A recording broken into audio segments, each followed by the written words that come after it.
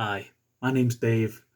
Thank you so much to everyone who's contributed to the Kickstarter for my book. We've hit the goal, which is amazing, with only a few days in as well. So thank you so much for that. There's going to be stretch goals and whatever. The next one's at 20 quid over the limit. So if you want to help out, we'd be eternally thankful. But for now, I'm still going to keep reading from other books, other classics. Like I say, I feel a touch guilty just harping on about my book, as brilliant as it is. I want to, talk about some other old classics. And today I want to go to one of the all-time greats, I think. It's Hellraiser by Clive Barker.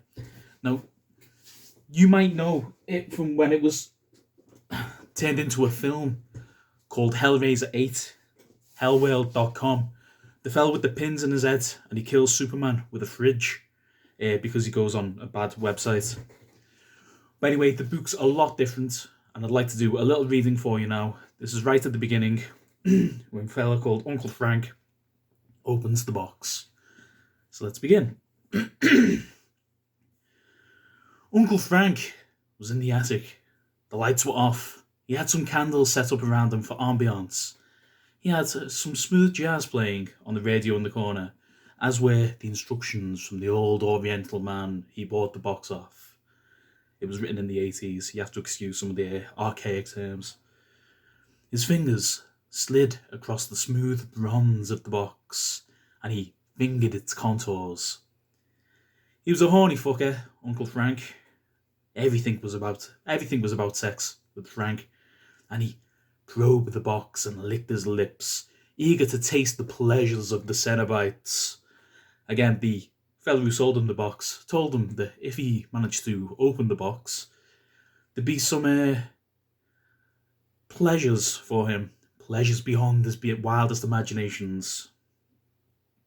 Hours passed by, but they felt like minutes to Frank, who pored over every inch of this little box until finally there was a click, a tinkling of a bell that was followed by the deep throaty and ominous howling of the void as the walls separated and the Cenobites appeared, bringing with them the scent of decay and mint, fresh mint. He didn't know what to think. These weren't the shaven young vixens he was expecting.